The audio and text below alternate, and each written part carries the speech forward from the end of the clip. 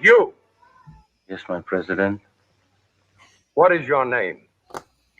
Emiliano Zapata. Out of the earth that shook with the cry, Conquistadores, comes Zapata, the Robin Hood of Mexico. The man with a circle around his name, a machete in his hand, fire in his blood, taking by storm and holding by fury. And where he roved, they conquered. When he loved, he tamed the proud Josefa. You realize that I can take you away with me by force. By force? I would not prevent you. I would go with you because I couldn't prevent you. But sooner or later you will fall asleep. And then?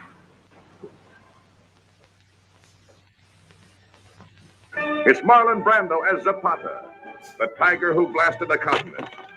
Jean Peters as the beauty whose heart he captured. Anthony Quinn, and a cast of thousands. What are you worried about? We'll find a good piece of land someplace and we'll settle down. And you'll raise horses, and you'll raise melons, and you'll raise meat. And I'll buy you 2 new dresses, both white. I'll go to sleep. Did you take the land away from these people? I took what I wanted. Anita? I took their wives, too. What kind of an animal are you? Huerta's forces are coming through the pass, Emiliano. Emiliano, I give you my word. I will stop the troops. I hope so, but if you can't, I will.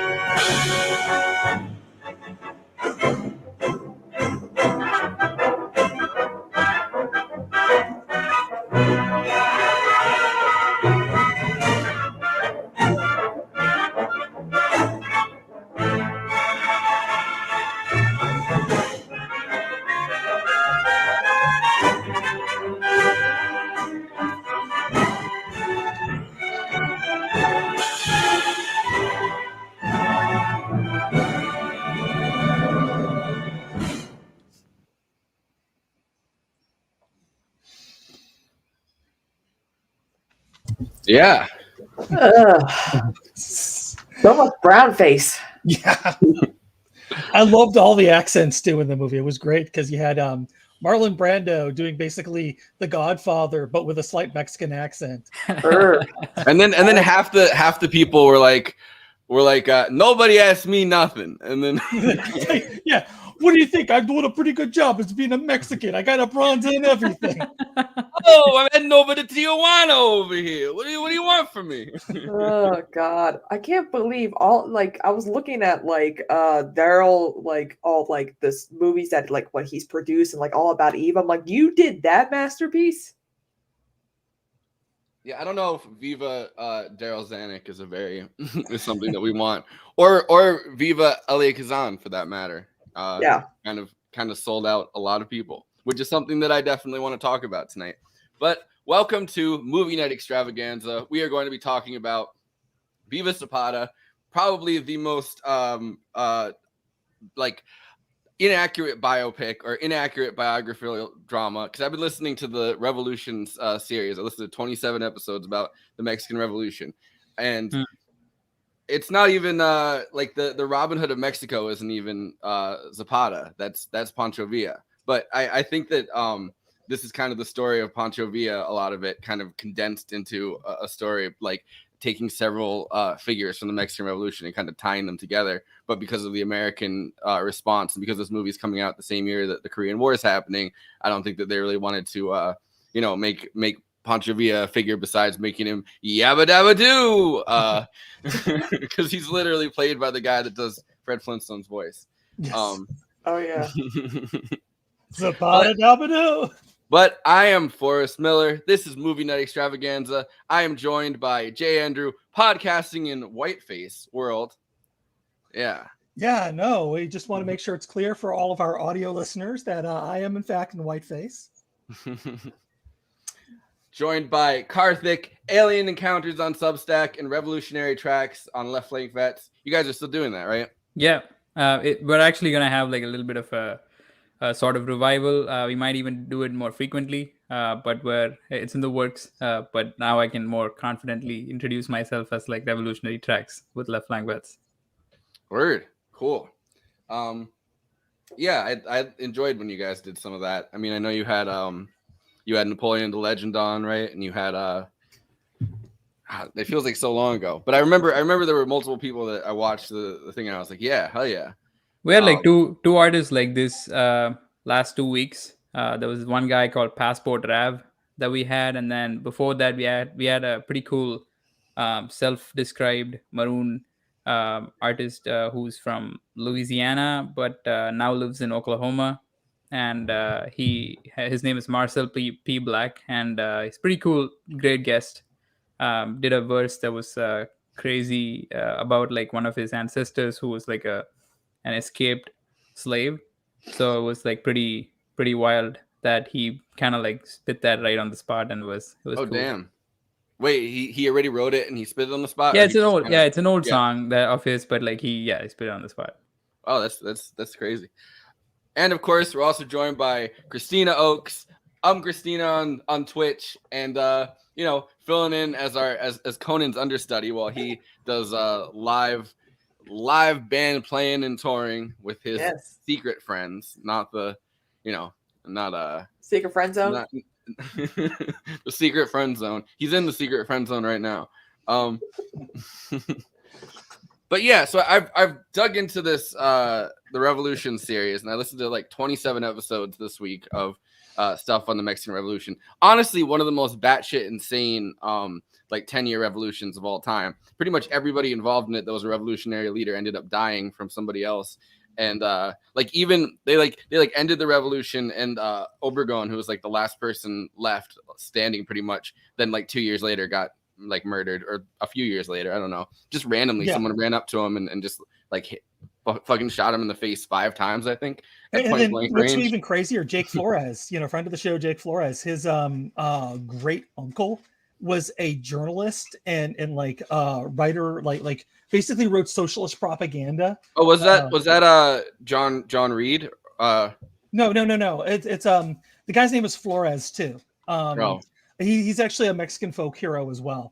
I don't remember his first name, but if you listen to Pod Damn America, there's a great crossover episode he did with some other podcast, which I can't think of, where they covered the Mexican Revolution, and that's a great episode too to check out. So there's there's a famous journalist that was an early communist in the United States, named John Reed, and he went and John Reed was friends with this Flores fellow, but I don't. I it's been a little bit since I've listened to it, so I don't remember the exact story. But back in their stand-up days. Yes. No, so John Reed went around with Pancho Villa. He kind of was part of his little posse. Pancho Villa also had a full when he was friendly with the United States, he had a full Hollywood team going around with him, and it was like one of the early newsreel things.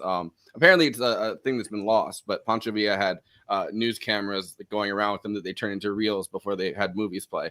But they also had John Reed, who ended up going to a few years later Russia during the 10 days that shook the world. He's the one that wrote that book. So it's a slightly ignorant question, but like, who was the guy who played Pancho? Not just the actor, but like, I'm forgetting what role Pancho Villa even had in the. I feel like he was mostly mentioned off camera, like he was mentioned, but I don't know. I couldn't recall if there was an actor. I think he only had like one scene, right? Like where he comes in and he's like, "Get rid of that painting, yabba dabba doo." So that scene is based off of something that actually happened. When Pancho Villa had been fighting kind of in the north, the Zapatistas were fighting in the south, and they kind of had this alliance where they didn't actually meet until that moment where they met in Mexico City, and they had like this conference and they talked about stuff, and that was, I think, what they were kind of playing off in this. But he never said, "Hey, I'm going to go back to my ranch, Emiliano Zapata. Do you want to be president of Mexico?" That's not a real dude. Thing. Okay. He was supposed to be Pancho Villa in this. And it's totally Fred Flintstone energy too that he had. Like I know. How in the hell did this movie get positive reviews? They did the Michael Mann. Don McCain's favorite film. Well, of course, wow. It's John McCain's favorite film. They did the Michael Mann and Heat thing before. He did it. It was like, principal protagonist John meeting. Requirements for favorite films involves black and brown face. Yeah, they only meet for one scene. It's kind of like Al Pacino and Robert De Niro, but it's Marlon Brando doing that with I had the Fred Flintstone actor. Marlon Brando and Fred Flintstone. They also have the scene that like literally is just like The Godfather with Fredo. Look how they got the good boy. Where he fucking kills the guy that, you know what I mean, that's been like his brother pretty much the whole thing. And he's right. I don't know. I was just thinking like, Fredito, you were my brother. I will say this is not the worst Anthony Quinn movie I've seen this year. What else did you see? There is this horrible, do not watch romantic comedy starring Sylvester Stallone and I forget the woman who's playing opposite of him. But Sylvester Stallone is this hitman, is basically this bodyguard to a mobster played by Anthony Quinn. Anthony Quinn dies in the movie, like in real life, like he's dead. He can't finish the movie. So they make this romantic comedy. Now I'm looking this up now. It's called Protecting Angelo, and it do not watch. It is boring. It shouldn't be boring, but here it is. It's a boring romantic comedy where occasionally there might be an okay moment. But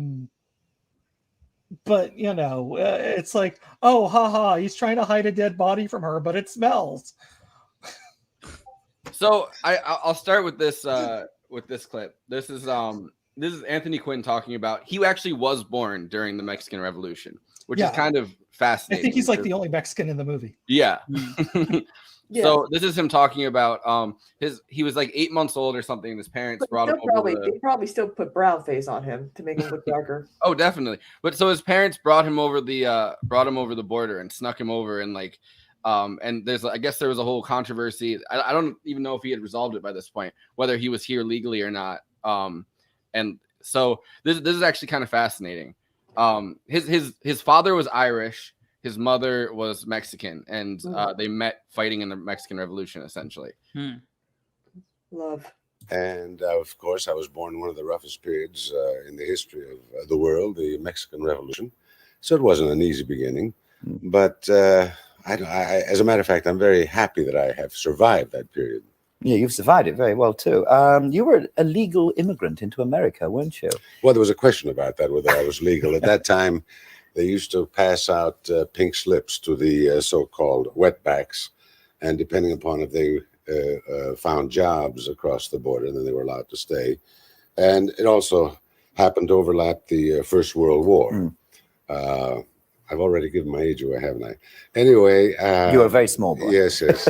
As a matter of fact, 8 months old when we crossed the border. But we went to live in Texas. It wasn't an easy place to live in.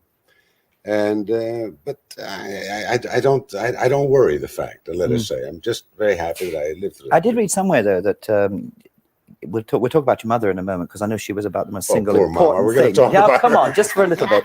But in fact, you were hidden under various Saxon things, and I did read somewhere, did I not, that that gave you your lifelong claustrophobic feelings?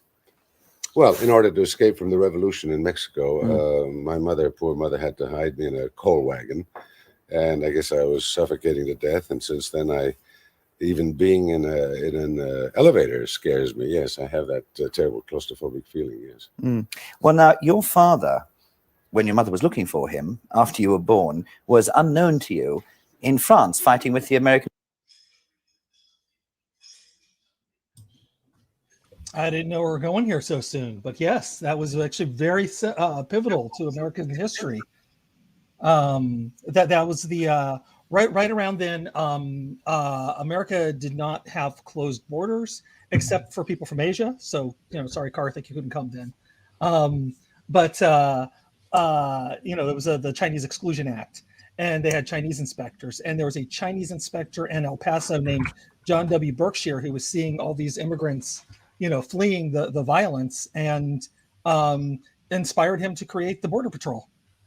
Yeah, and another big thing is during the Mexican Revolution, there would frequently kind of be patrols of people from the United States. I mean, the big one, and I think this is why this movie ends up the way it is, so this kind of all ties together, is that Pancho Villa declared war on the United States and only had like 500 soldiers or something, or I don't know, like 1,200 soldiers maybe. Like he had a very small force of soldiers by this point. He had been defeated by Obregón, who's the guy who ended up pretty much winning the Mexican Revolution, along with the Zapatistas, who, besides Emiliano Zapata, so he rode up into a base in the United States. He got like big fucking Wile E. Coyote energy, after his defeat. Wrong cartoon character, supposed to be Fred Flintstone. But he had big Wile E. Coyote energy, and was trying to do all these things where he would kind of jumble the political board, so that he could maybe like get back on top, because he had pretty much lost. He was on the run, and he had lost the Mexican Revolution essentially.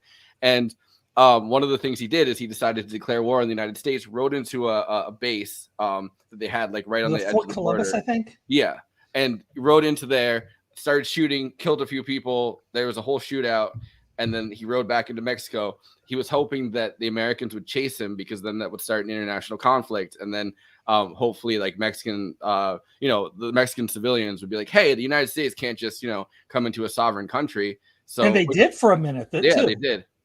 And they occupied a whole city and everything, and they were looking for Pancho Villa, and they couldn't find him. And I think that's why in this movie they focus on Zapata, because Pancho Villa had been an enemy of the United States after kind of being the person that Woodrow Wilson wanted to win the Mexican Revolution for a short period of time, because he was hustling guns to him and everything. And at some point he had lost, and they Carranza, who's the other person that was kind of that wanted to be president, and was didn't trust Pancho Villa and didn't want him to kind of have that political power, because he thought maybe Pancho Villa would end up being the guy that they elected president at the end of the revolution. He ended up getting the American support, and that's when all of this kind of started going down. But for the rest of his life, kind of Pancho Villa was having like there was this just big civil war, and they were trying to get Pancho Villa out of there, and the Americans were too. There was just like a massive federal manhunt, and that was one of the things I think that kind of solidified like a border patrol. Yes, and also inspired tons of Mexican restaurants. Shout out to Zapata's in Columbia, Maryland. They're carnitas. So I have a question about was Zapata president at some point, like in the movie, like he actually walks away from? No, So it's completely made up, like the stuff that they show. So what happened is there's two factions. There were two factions of the revolutionary armies that were kind of ended up in the Civil War because Huerta, who you do see in the movie, the guy that assassinates Madero, so he kind of had taken over, and then they pretty much Carranza, who's a governor that had supported Madero, was like, no, fuck this. They go back into revolt. There's pretty much 3 Mexican revolutions that happen within a very short amount of time, and different people are kind of vying for political power. Carranza and Obregón kind of make a pact, and then Pancho Villa and the Zapatistas make a pact together, pretty much. So those are the two factions then that are fighting, and they're kind of socialist, like they're not, they're I don't want to call them Marxist. Zapata definitely was. I mean, Zapata was kind Zapata. It was kind of an agrarian socialist, pretty much. Yeah, They just wanted to be left the fuck alone. He had no ambitions outside of like his state, pretty much. He kind of just wanted the land from the haciendas to be redistributed back to the villages that lived there. That's all he really wanted. They were fighting for that. They fought for 10 years. There was an entire decade of fighting where the Zapatistas stayed. Eventually they're still Zapatistas today. Yeah. Is there like a proper biopic on this guy at all? Like, is there anything that's like more accurate than the Marlon Brando movie?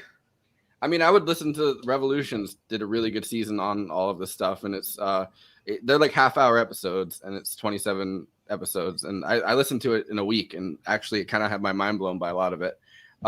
It's kind of the most crazy. I mean, because there's no real like Pancho Villa and Carranza don't really have a political platform that they're fighting over. They kind of, I mean, there's a lot of ideas about like centralism and federalism, which is a centralized state versus kind of every state being allowed to do what they do here, kind of in the American Revolution, and kind of just do their own thing.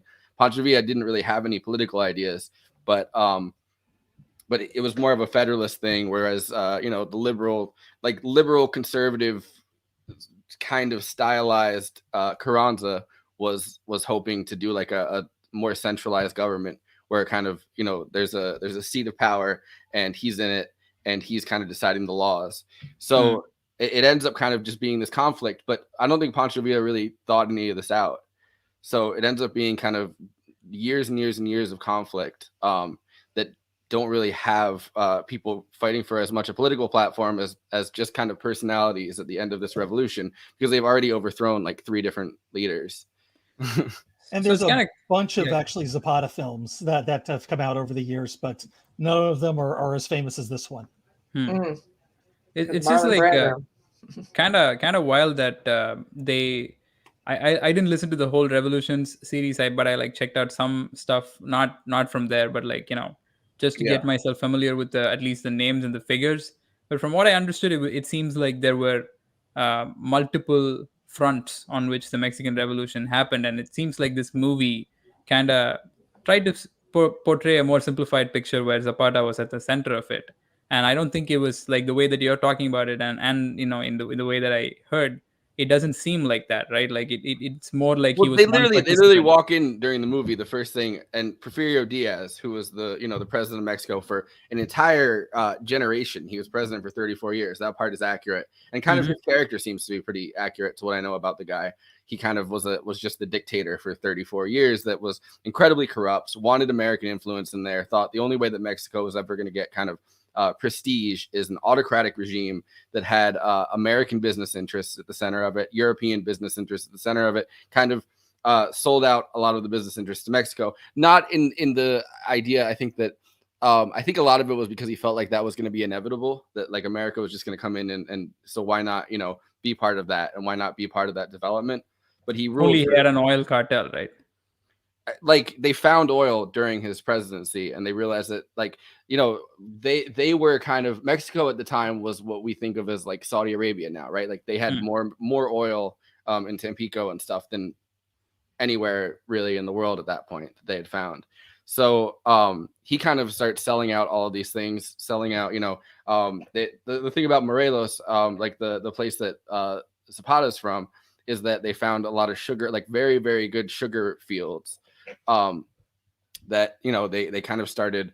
They had these villages. I was just listening to this today. Actually, they had all of these villages. I think there was like 120 possible villages that were in this state, and they started selling them out to like sugar interests. So people would come in there either from America or from Mexico that just wanted to build these haciendas, but for these large estates where they would just where they would just grow sugar and make a bunch of money off of that. And because it wasn't really like deeds, they kind of had these 300-year-old deeds from the from Spain that Spain had just said, oh yeah, well, you guys obviously own this land. Sure. They wrote up like whatever kind of deed when Mexico went independent or won their independence. They had all these different deeds that like weren't being respected by the Diaz administration, because the Diaz administration was just like, can we just sell this off to whoever wants it? Can we sell it off to someone that wants to make a bunch of money on sugar? And the villagers kind of got shunted to the side. All of the good land got taken up by sugar interests. And that's kind of where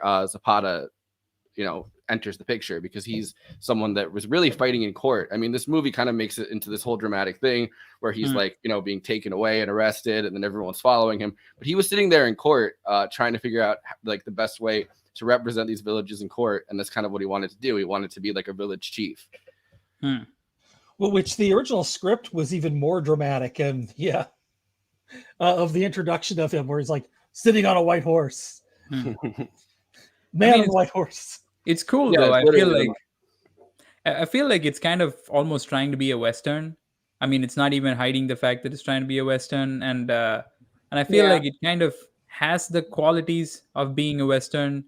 I don't know, and it got me thinking that like there are so many possibilities for a Western to have more revolutionary potential, like to tell more revolutionary stories from this, in the Western language, and I feel like this movie kind of got close to that, although like it has its own deficiencies, etc. But I still felt like if there was a figure who could be like a hero of a Western, like it could probably be Zapata. Like I don't know if there's anybody else who can like qualify for that role as much as this dude. I mean, I think Pancho Villa is kind of, but the thing is that he declared war on America, lost America's favor. His entire thing was like after his defeat, after Woodrow Wilson kind of endorsed Carranza's administration, his whole thing was death to gringos, right? So, during he's a bit of like a shitlord general. Yeah. And so during the Korean War, right, when they're trying to get up all the support for America, and you see it in this movie, when they're like, oh, well, up there, they have a whole different kind of democracy. They elect their leaders, like really fetishizing the idea of American democracy. During that time period, they're not going to make a movie about Pancho Villa, who was literally like death to the gringos and kept bombing, shooting and destroying whatever American property. Ironically, originally was the person that America wanted to come out of the Mexican Revolution as the winner. Right. But as soon as they endorsed Carranza, who's kind of more of a politician type, who had really no interest in the concept of democracy as much as just ruling from a centralized, somewhat autocratic, like moderate regime, I guess, at the center of the city. So America wasn't really going to make a movie about an enemy of America by that point. Yeah, I would also imagine Elia Kazan is probably not going to do that as well. Like with all the, I mean, we're probably going to get into it soon, but with all of the, testifying and all of that stuff going on, I felt like that scene, what you're talking about, it kind of really felt like he was writing that to make it very clear where he stood in a sort of way. Like there were several scenes where it seemed like Elia Kazan was speaking, or like, I don't know if John Steinbeck was also kind of echoing Elia Kazan, but it really felt like he was kind of being like, okay, I know I'm making a movie about this guy who's like an agrarian socialist, who's like, apparently, I don't know if this is true, but has had like correspondences with Lenin. Apparently, I don't know if that's 100% true or if it's just legend. I mean, the time I assume it's probably legend, because I feel like I would have heard it in the series, but the time's kind of align. I mean, right. He's killed in 1919. Like that's 2 years after the second part of the Russian Revolution. So, yeah. Yeah, and it's like the democracy thing was definitely, I felt like in a way it really felt out of place. I don't know if they would have 100%, like if the real Zapata was like sitting and talking, I don't know if they would have had the same view of U.S. democracy, especially at that time. I'm pretty sure they would have known like about segregation and stuff like that. I don't think they would have 100% echoed this view, but it did feel like very plugged in. That well, and that's where kind of I think some of the ideas about Pancho Villa, who was someone who before declaring war on America and is the last person. If you look up like who's the last person to invade America, it's Pancho Villa because he invaded one fort. Right. But before that, he was incredibly. He's the one person to recognize when America took a city in Mexico at one point during the Wilson administration. There was this whole thing. They ended up taking a city. And he was the one person that was like, oh, yeah, America can help out and take a city. It doesn't matter. He was incredibly pro-American. So he, I feel like, would have been the person. He believed in democracy. He believed in democracy as like kind of a an abstract concept. But he was someone who was kind of plucked out of obscurity by Madero, who you see in this movie, who's the guy that gets, two in the back from a bunch of generals, which kind of aligns with what happened, but not really. And he really wasn't. Zapata had considered him an enemy before kind of his assassination because he wasn't like really willing to give up the land, and they kind of did give him like the high-handed, like, yeah, we'll figure it out. Like we have to do this by the rule of law thing, which throughout this movie is a big motivation, and I think correctly. But this is I found a Elia Kazan clip of him just justifying why he turned on everybody. This is the one clip that I could find where he actually talks about it, and someone actually asked him about it, which is kind of weird, but. I'm going to raise a certain period in your life because very early on when you started out, you were a member of the Communist Party. Yeah. And then during the McCarthy era in 1952, you were called to testify before the House Committee of Un-American Activities. And you actually testified against a lot of people that you'd worked with, named a lot of names. What did you hope to gain by that? Gain nothing, and just the truth. The only thing I had to gain was the feeling that I was doing the right thing. I didn't have a damn thing to gain about it. It meant a lot to me to say that. But a lot of people didn't do that, did they? They would have protected people that they'd known. Well, they can do it. They do what they thought was right. I did what I thought was right. Why did you choose that time when you were in fact called to testify to speak out? I mean, if you felt as you did, why didn't you say something before? You were in fact kicked out of the Communist Party. I mean, were you in a way trying to get back at them? Not at all, no, because not until I was actually in the position of making a choice, which is essentially a very difficult choice, did I make it. You never know what you're going to do in those circumstances, Valerie, until you're confronted. You either must do this or that. There are choices in life, Valerie, that either way you go are painful. I didn't like to do it, but I thought when I thought about it very carefully, I thought it was the better of two mean alternatives. Do you regret the decision now that you did that? No, I don't. I'm the opposite. Since everything that's been revealed since then, I feel that anyone who's gone through Czechoslovakia, Hungary, the Nazi-Soviet pact, and all the rest of it, who still goes on that way, shouldn't have sympathy. I think they should be brought up as I was to confront their past and say what they really think. You did in fact lose a lot of friends through that, and you were blacklisted for a time. Did it make it more difficult for you to work in Hollywood after that? It did, because I had a certain notoriety. It did make it more difficult for me to work, but I don't mind losing friends if it's in a good cause. And I also gained a lot of friends. A lot of people admired what I did and said it took courage. I think it took more courage to do what I did than I got more disapproval than what the rest of them did. Sell out. Yeah, I fucking hate him. Yeah, I mean, I lived 10 years in Baltimore, and Baltimore's all about snitches getting stitches. So, I saw The Wire. I know. But my studio was actually like right near where they filmed some of The Wire.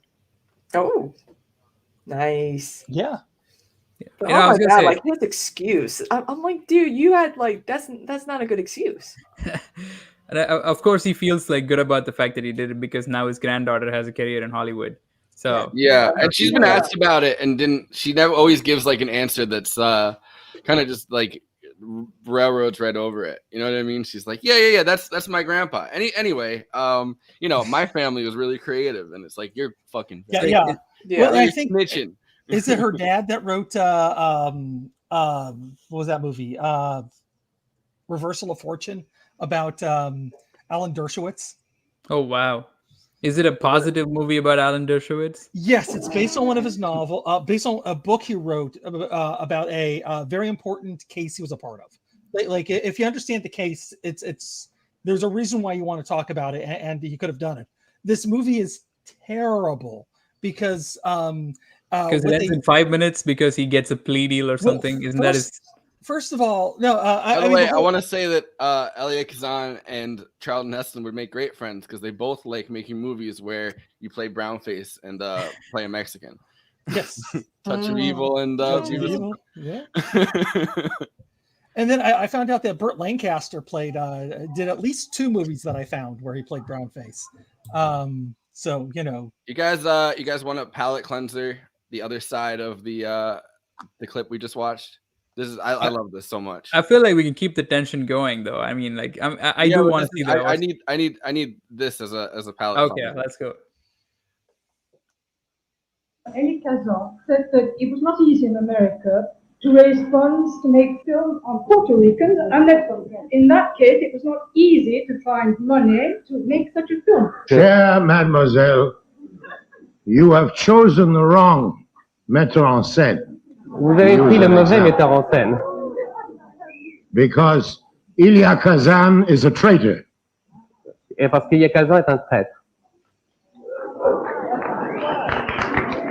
He is a man who sold to McCarthy all of his companions. Qui a vendu tous ses compagnons à McCarthy. At a time when he could continue to work in New York. À une époque où il pouvait high salary. À une époque où il pouvait continuer à travailler à New York à un très haut salaire. And having sold all of his people to McCarthy, he then made a film called On the Waterfront, which was a celebration of the informer.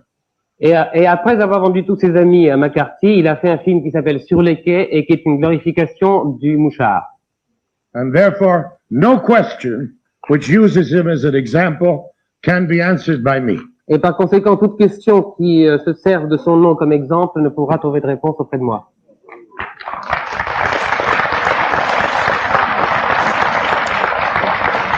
I have to add that he is a very good director. Je dois ajouter que c'est un excellent metteur en scène.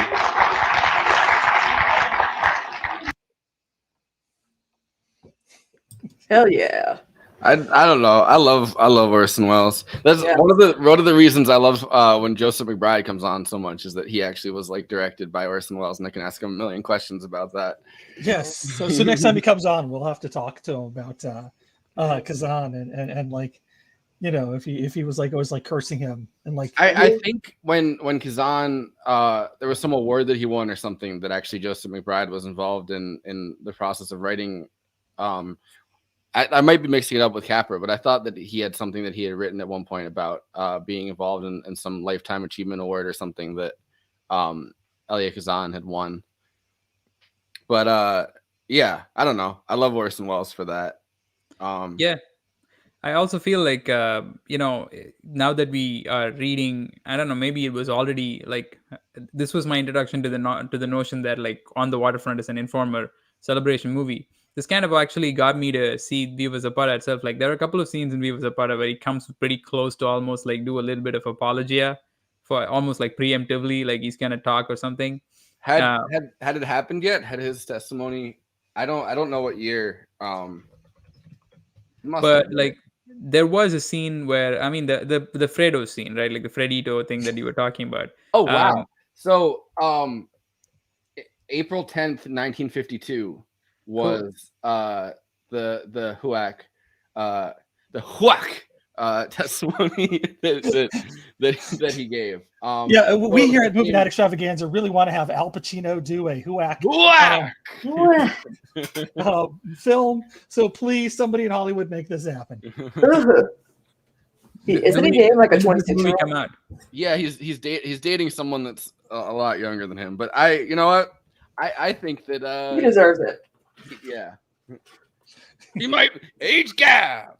What if she's doing elder abuse? That's the thing. He's 81. What if she's doing elder abuse and the age gap doesn't matter? That's my question. Or she's just waiting for him to die. Get his money. Yeah. Well, they're not married though. It's just Because that's what Anna Nicole Smith did with her last husband. With that husband. But that's not. It's not his wife. It's his girl. It's his Okay, girlfriend. whatever. So. Well, she's probably wanting marriage, kind of like an Amber Heard, Johnny Depp situation. I saw that thing yesterday where it said Amber Heard spit on her assistant or whatever, and dude, any normal person like that wasn't a celebrity that's assault. That's literally somebody testifying. Oh yeah, I got assaulted by Amber Heard during during their back and forth testimony. Also, the fucking therapist. I don't want to go into the whole. Yeah, probably not. But I'll be doing that. The therapist is like, oh, it's mutual abuse, but then doesn't provide any example of Johnny Depp abusing her, and just provides examples of Johnny Depp getting abused. So like, is it mutual abuse? Like that doesn't. I don't know. Whatever. It doesn't matter.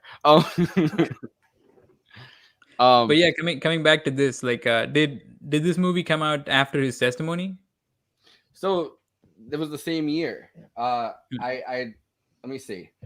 Yeah, it looks like he was probably making it while he was testifying. Right? Yeah, that's why they had those weird scenes set in DC, which made no sense. It's like let me add a scene real quick. Let me add a scene. Speaking is okay. All right.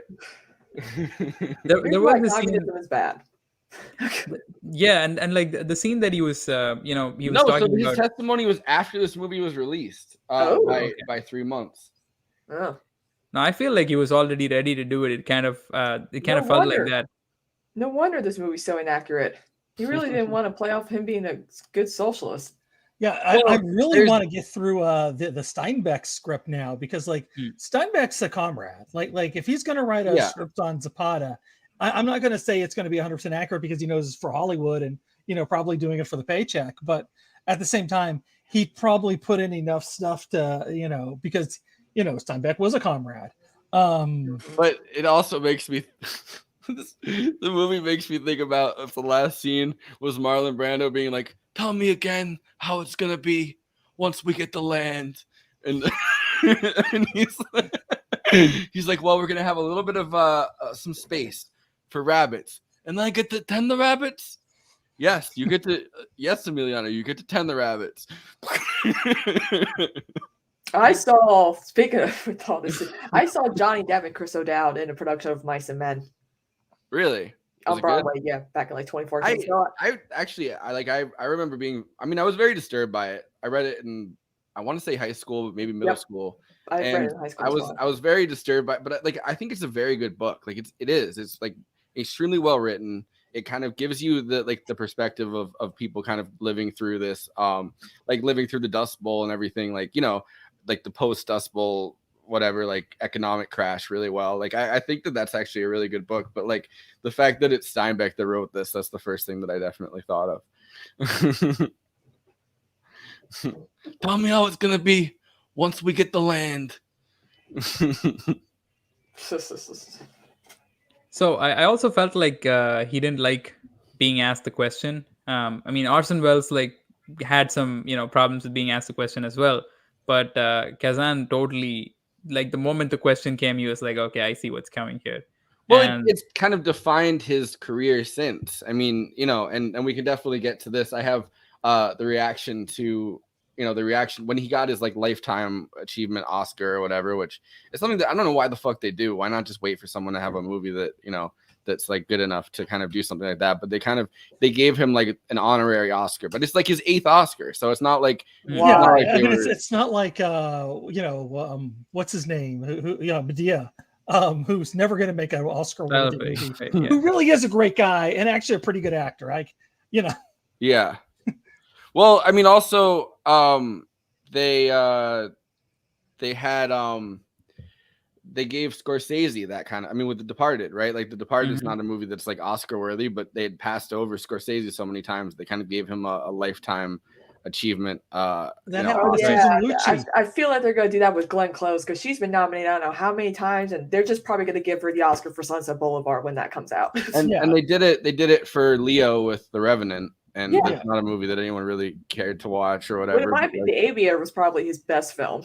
Yeah, but really, Jamie Foxx, but that was a very, very like good year for film. So like, of course, there was a lot of competition. But they so they did it for Elia Kazan. I believe it was in 1999, is the year that he got his like whatever, and it was incredibly controversial. Was he still alive at the time? Yeah. Yeah, he died in 2003. Yeah, Orson Welles so wasn't. He it- died it's after an- Transformers the movie. It's an honorary Oscar, and it was incredibly controversial. They had a press conference where all the Hollywood blacklisted, the ones that were still alive, the former kind of blacklisted people had like these press conferences where they were like, "We don't think that this is appropriate," and they asked a bunch of people. They asked like everyone who was kind of attending the Oscars that year. And I found this clip and they asked a lot of new generation actors who weren't like, famous or alive, I don't think, or maybe alive, but like not, working during that time period. So their answers are a little weird, but it is interesting to see like the blacklisted real heroes. There was a bunch of different protests, from people who actually were blacklisted by this.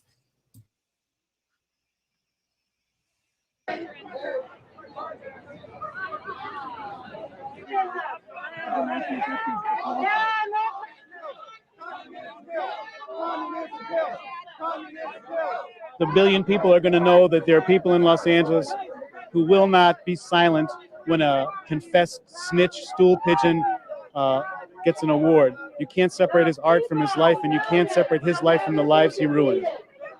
Kazan is nothing more than a lowly stool pigeon of the McCarthy area. He'd rather have his own personal attributes on his fancy cars and the hell with his fellow workers. He is a disgrace to the humankind.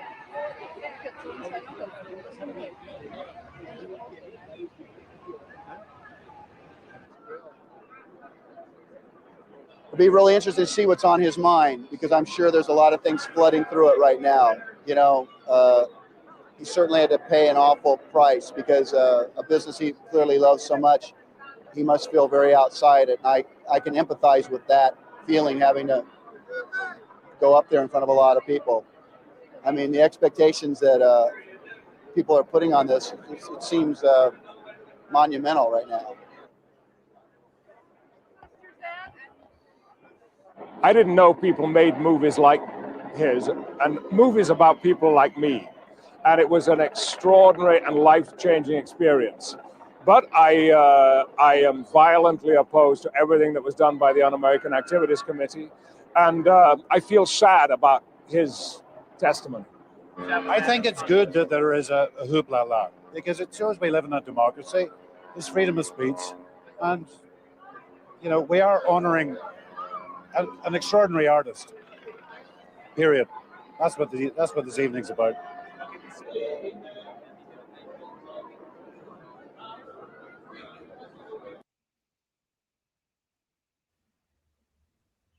I don't know who you are, but I'll find you.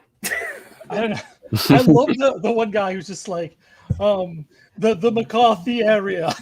Yeah, that guy kind of. He's a stool pigeon. Kind of based, McCarthy area. That guy definitely like had a stroke though, and No, I don't mean to make fun of poor him, guy. but that did make me laugh. He's probably no longer with us. R.I.P. to a legend. Yeah. Well, it's interesting to think about. Do we know who that was? No, I don't know. But Okay. they kind of picked that. Like you have to assume that they asked a lot of different people, and that's the person that they picked to represent the anti. And Patrick Stewart has weird politics. I don't know if you know his. Him, I don't know. He's like a self-declared socialist, right? Like he calls himself a socialist and everything. He does call himself a socialist, but he's like a Warren Ellis socialist. So he's like he met Warren Ellis once, and Warren Ellis tells the story. And like Warren Ellis is this big, fat, dumpy-looking British guy. I love him as a writer. He's also a bit of a creep, but that's a whole other story. We can talk about that another time. But apparently, Patrick Stewart was a big fan of Transmetropolitan, which is an amazing book, and called him up and said, oh, I'd love to meet sometime. I'm gonna have tacos. I'd love to meet sometime. So he shows up, and his security wouldn't let Warren Ellis see him because it was Warren Ellis. And finally he's just like, no, he's expecting me. And they're like, Mr. Stewart, there's a Warren Ellis here to see you. It's like, oh yes, send him in. So he comes in, and he's like, Warren, I have a question for you. I'm going to meet Prince Charles next week, and I want to know what Spider Jerusalem would do. My first instinct is to kick him in the balls. What did Garth Ennis do? No, Garth Ennis. No, I don't know. There's a comment. No, Garth Ennis did Preacher. No, I know who Garth Ennis is. We've talked about Preacher on multiple occasions on the show. I'm just wondering, is it better Warren Ellis than Garth Ennis? I don't know. Garth Ennis doesn't sexually abuse a bunch of people. So what is it with British? Like, I feel like there's a lot of British celebrities that have. But they're both British. Oh, Garth Ennis is fash. Is he? Okay, I'm not surprised. Fash. Yeah, I know the boys. Yeah. I know the boys. Yeah. No, I know No, the boys. that's, We go way back. No, in fact, the artist of the boys was the artist on Transmetropolitan. Although he had to dip out towards the end of the run of the boys because he had a really bad drug habit. Which he's kicked that now. He's clean and sober, and he's got a really great Twitter account. So hit up Derek Robinson. Damn. I'm not surprised, but I've never really delved into Garth Ennis's politics. Warren Ellis has decent politics from his standing, but he's not really a great person. But a lot of that was like his drug anyone who's Northern Irish. You know who has based politics is actually the quote unquote son of Professor X, David Haller, aka Dan Stevens. He called out Boris Johnson on live television. Everyone was like, "Oh my god!" And I'm like, "Seriously, British people, chill the fuck out." At the very least, you should be able to call out Boris Johnson. That's I think lowest common denominator. Yeah. And I just love the fact that Patrick Stewart's calling up Warren Ellis to ask if he should kick Prince Charles in the balls. Did you guys see? I don't know what the name of this Tory politician is, but there was this thing where he was defending Boris Johnson, and he this went viral this week. The guy had the same hairstyle as Boris Johnson does. And I ended up doing research into this entire thing and realizing that this guy had been called out on the floor of British Parliament for having a wig, and it's an identical wig to the Boris Johnson wig. I don't know. He was defending Boris Johnson on BBC, and the clip went viral this week. Yeah, that's news to me that Boris Johnson's is a wig. I thought it was his hair. No, this I'm talking about this other politician. I think that is his hair, but this guy is identical hair to. Yeah, wait, I'll find this guy, but keep going with the conversation. Yeah, I mean, I was also, I feel the moment any of these actors, even more, I don't know, I'm not covering for Patrick Stewart, but even if he had a little more, he was at least the one who even brought it up. He's saying he's vehemently against the House Un-American Activities Committee, but I feel if he as much as said a word against, or in favor of the communist writers, he's probably not going to get a role after that or something. And it almost felt like they all knew that was going to happen. It was almost like an ambush. It's what do you have to say about Elia Kazan? And then if the first person who says he's a snitch, fuck him, they're going to be don't book this guy ever again or something. Yeah, well, so I watched a clip, and I didn't grab this clip, but there was a clip of Richard Dreyfuss, who I guess originally was open to Elia Kazan getting the Oscar, but then realized, thought about it and was like, this guy has 7 Oscars and he's a fucking piece of shit. So I watched a podcast where Richard Dreyfuss is talking about what a piece of shit he was. And I guess at one point, Elia Kazan had written a biography and pretty much had said that he slept with the wives of everybody that he had ratted on that was collaborating with him. Holy and shit, man. Yeah. So Richard Dreyfuss called him out for that after kind of first supporting that within the Academy and then realizing no, this guy's gotten enough fucking awards.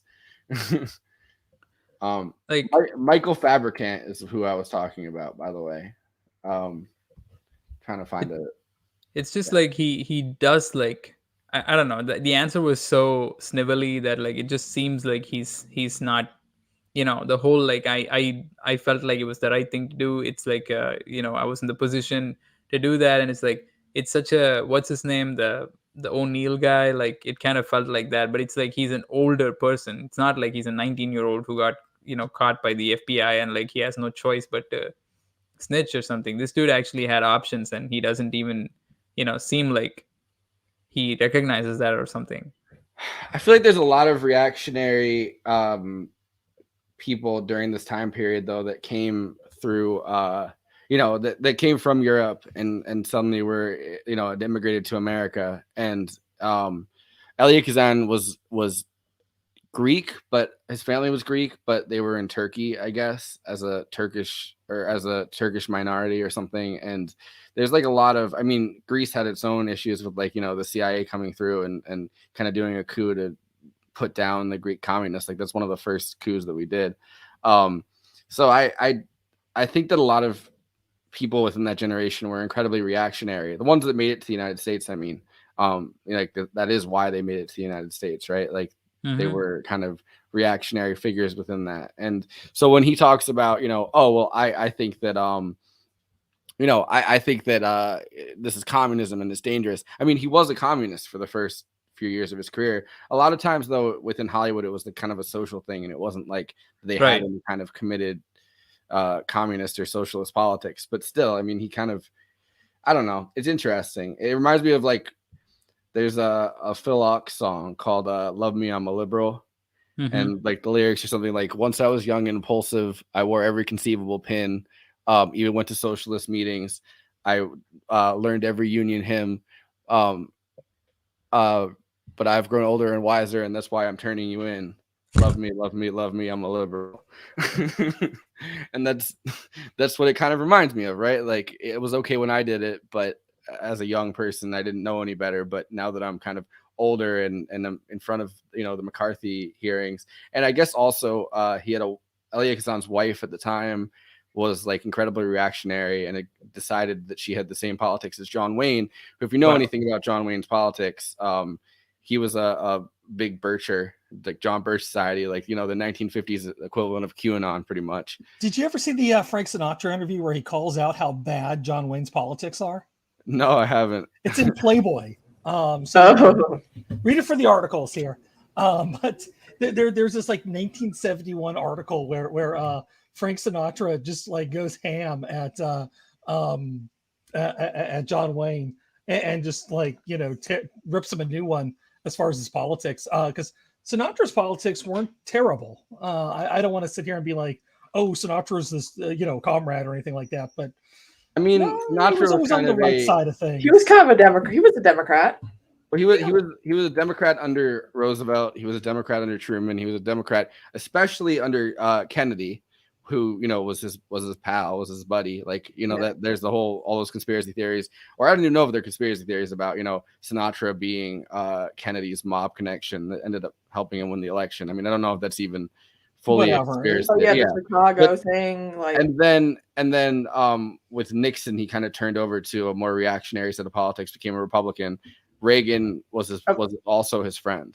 like so, just like basically tells you that you cannot trust a Hollywood person with their politics, right? Like it's just like wherever the winds are blowing, and it's just. Well, I mean, everybody has weird arcs too. Like let's not just say Hollywood, because there's plenty of people who. Yeah, but I think with Sinatra specifically, it was about how much he could really have access to the Oval Office. This is what I was talking about, by the way, with this guy's hair.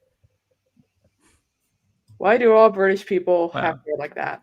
And his name is Fabricant. That's his name is Fabricant. It's like Boris Johnson meets Harry Potter. It's kind of. I mean, it's it's flipping down like that to hide his little scar. It's Draco Malfoy as an adult. No, Draco Malfoy ends up having hair like his dad, long. Long. I don't know. This guy, I guess, got called out. They called him out on like the floor of Parliament for having a wig at one point, and yeah. And he said he has a little bit of. I think he said he had a little help with his hairline, but not the way that they think or something. I don't know. Just get hair plugs. Yeah, be like Elon Musk. Get hair plugs. Yeah, what the fuck? He's Elon ugly. Musk hair has grown back. There's no way that's. Well, maybe he has billionaire orphan blood serum that he can put on his hair. But... Yeah, he rubs it on. But apparently Jeff Bezos didn't get the orphan blood hair rub. Yeah, but he put it.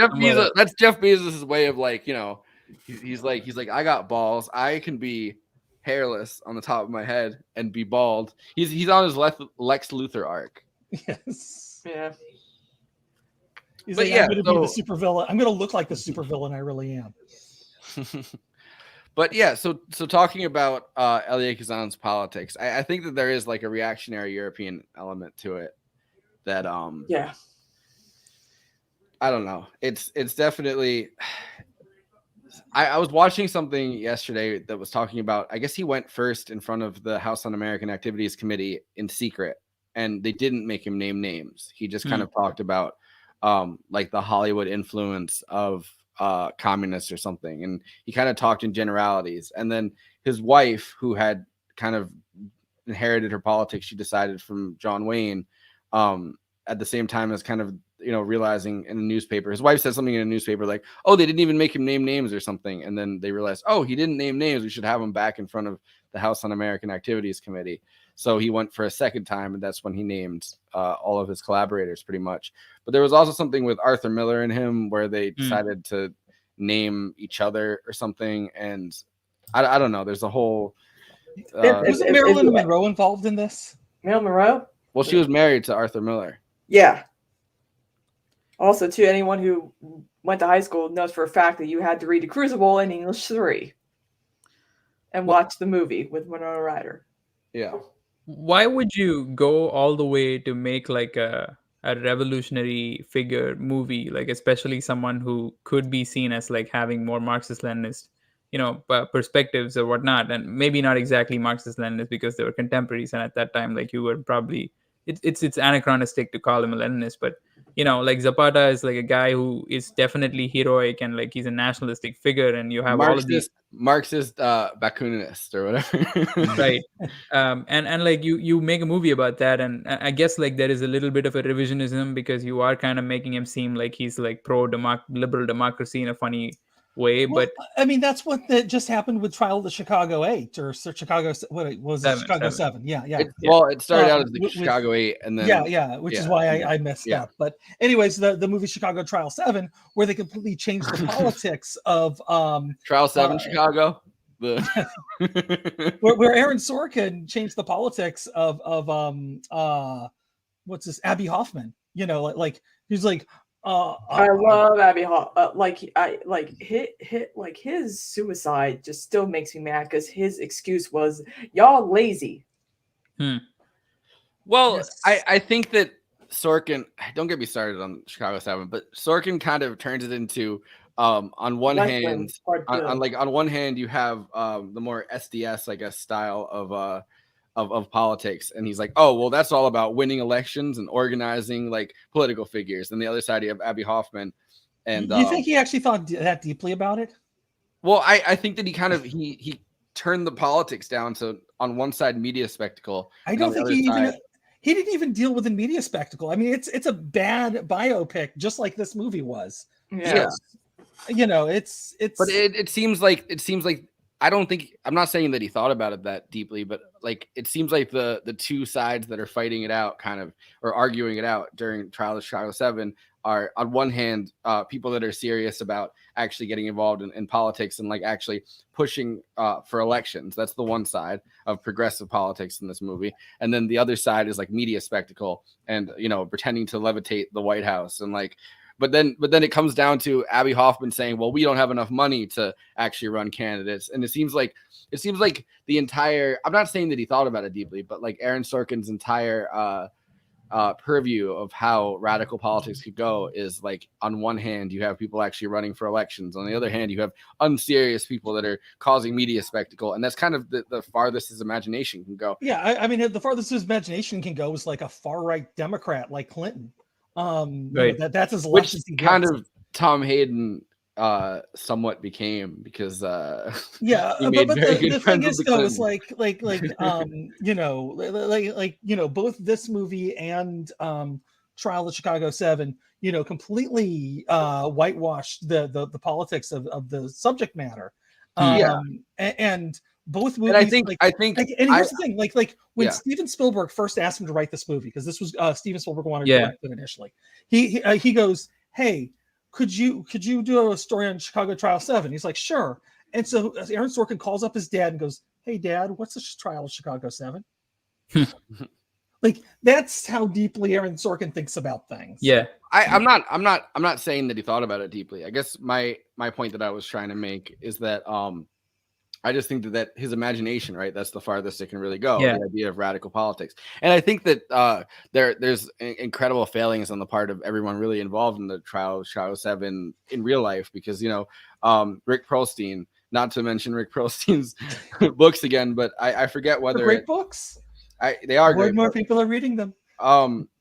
He went on Dick Cavett show, which I'm gonna have Dick Cavett clips when we talk about Marlon Brando. I have a bunch of them, but they went on Dick Cavett show, and it was a whole controversial thing because they were like, oh, they're gonna push for radical politics. They're gonna push for radical politics, and it turns out all of them were kind of just sitting there in a row talking about how they're really into like self-care now, and they're really into like the idea that the revolution, which is a big thing that happened during this time period, and it's chronicled really well by Adam Curtis, who has Jane Fonda, who was married to Tom Hayden. And, when she has her workout videos, pretty much it's like, the revolution is now inside of you. He kind of, it's no longer about collective politics. It's about, revolution can only really happen from the inside. And they were very much on the forefront of that, which is kind of the neoliberal turn that happened. Was a that was that moment where radicals kind of decided, well, the real way to, and it has to do with product placement too, and like selling ideas like your workout videos or selling different things for self-care, but it's like self-care and taking care of yourself can really have the radical inside of here taken care of, but their appearance on Dick Cavett kind of embodied that, and there was nothing actually radical that happened. And they were like the original Jimmy Dore. I'm friends with Dick Cavett on Facebook. Right. Yeah. Ooh, I did a one-on-one interview. How do you get Dick Cavett on Movie Critics Forever? I use so many of his clips. Oh, no, we would love that. Yeah. I love Dick Cavett. He's one of my favorite interviewers. Mine too. So this gets us to the other thing I want to talk about is Marlon Brando, who actually is, indigenous land rights are really the point of Zapata's politics, right? Like the Zapatistas, what they were really about, they didn't care about what was happening outside of Morelos. Like they were about indigenous land rights, like self-determination, right? Like yeah. I wouldn't just say that it's like some kind of reparations. It's more like they get to decide their fates, etc. I particularly like the scene where he hands the rifle to Madero and says, like, it's kind of like the Black Panther kind of maxim where it's like, I will give you the watch because you are holding the gun. Now I need the gun and I need to be armed. And without that, like, you can take whatever I have and I wouldn't have any, way to get it back from you. So it's more like, you get to govern yourself and it did feel like it was a revolutionary statement. That's what makes me, unlike Trial of Chicago 7, I would say that this movie actually has a little more, I would say, integrity, because it does have these scenes where, Brando does do these things, which are pretty cool.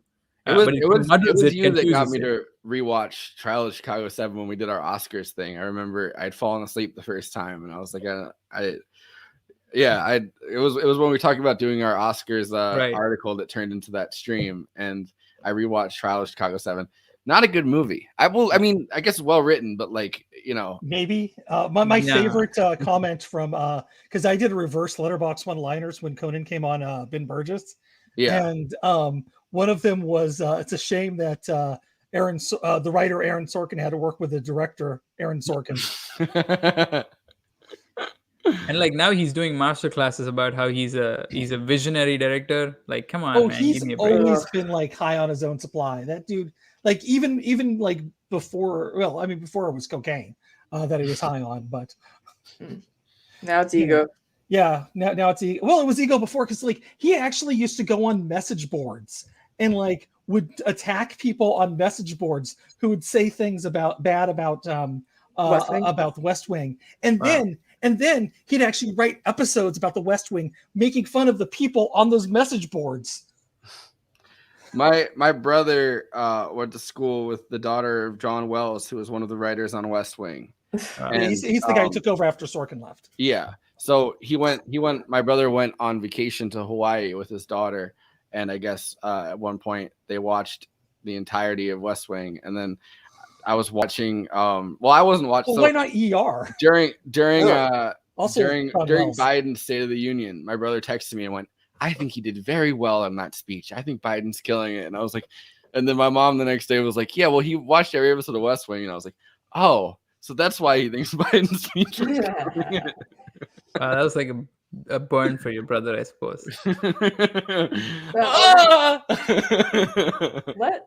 Are we gonna start discussing about Marlon Brando, his performance in this movie? Because it was kind of all over the place, like the I Bronzer. can't read. Which Emiliano Zapata could very much read. The first thing, if you look at Library of Congress has like their article on Zapata, the first thing is like he learned how to read and write at an early age. Didn't have much formal education outside of that. It's like, oh, he learned to read and write. He could read. Wow. So that's that's in addition to being in brownface, that was actually like what is it called, like bigotry of low expectations. Like essentially he's wow. Yeah. I mean, I was just gonna say racist, but I like yours better. But also, There's terminology for that, right? Marlon Brando is a comrade in the political sense. I mean, whenever I think about what's it last Tango in Paris, yeah. Yeah, that. Yeah, Well, I mean, like I did get like a precursor for that in that scene. I thought that was a good scene though. I mean, he does like kind of grab her by the hand or whatever, like, and it was extremely rough and violent. But then like she kind of gives it back to him by like almost like Teaching him how to read. no. She draws the knife and like she puts it at his Yeah. chest or something like that. It kind of made it seem like Oh, almost you mean like, in Last Tango in Paris? Yeah, I thought you meant this this movie. No, yeah, that whole thing is fucked up though. Like she wasn't expecting that there was actually going to be a simulated. No, I wasn't talking about the Last Tango in Paris, man. Like I'm Oh. talking about the scene in this where they actually have like a physical altercation. The first time he meets Joseph. Yeah, in the church, and yeah. Which also is pretty racist because the brother keeps being like, "Oh, I would have just taken her," and like, Yeah. which isn't something that there's no record of Zapata having that kind of interaction with someone above his class. Like, I don't know. That's not something that goes into the story. Like they just added that. Now, I got a question for you, for since you've listened to all of the Revolution stories, because one of the things that struck me is during the time when Spain was in charge, there was everything was divided up by race, but the Mexican Revolution very much was about class, because at the end it was the middle class that won. Yeah, I mean, kind of. I think that so ideas about class are kind of interesting because number one, like Mexico is still at this point a lot of like the peasantry is kind of the vast majority, right? Like, and something incredibly interesting that I learned during the Revolution series is that during this time period, like, well, number one, like socialist and anarchist ideas were very much filtering in, as literature, and people were kind of organizing. And because that Flores chap that I was talking about before, that's related to Jake Flores, he actually was a socialist satirist. Really? Publishing newspapers in Mexico. Fled to Texas for a little while during the Revolution, but then went back. Because there's like something called like the Flores Magón brothers or something who were anarcho-socialists that were actually incredibly inspired by like the conquest of bread or whatever, like, and incredibly inspired by Bakunin, like that whole sect of like that might be Jake's relative. That's fascinating because that guy did flee to Texas. Hey, Jake Flores, come on the show again. But actually one of the few guests that I've hung out with in person before.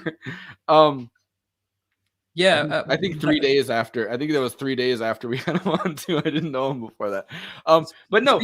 So these ideas though, throughout this, like industrial workers in the cities, were a very small population, but they did play deciding roles in different people. Whether it's Obregón, who actually did make deals with the industrial workers within the city. They did have labor unions. One of the first. A lot of the first clashes, I think, at the beginning of the revolution, right before they actually started deciding that Porfirio Diaz and the Porfiriata is a real like era of Mexican history, which is where this movie starts out in. And like there were these labor clashes, and one of the big things that happened is there was a mine near the border of Arizona owned by an American, mining company, and he had people from Arizona come into Mexico, break their sovereignty to break up this labor strike that was happening within a mine. And that was one of the big things that had people like incredibly upset with the Porfirio being like, because Porfirio Diaz, who is the president at the beginning of this movie, the guy that's kind of high-handing them at the beginning, that's sitting in the office, the older guy that's like, my children, like that guy.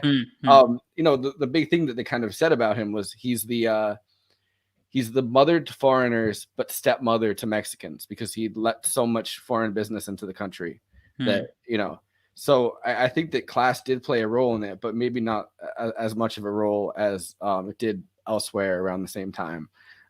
Because, the middle class were the people that really wanted political change, right? Like Madero, who's the first president that kind of wins in this, who, is the one that ends up getting killed by Huerta, like, which is a real thing that happened, kind of had the middle classes behind him because they were the ones that wanted participation within. That's the only thing that actually happened in the movie. No, right.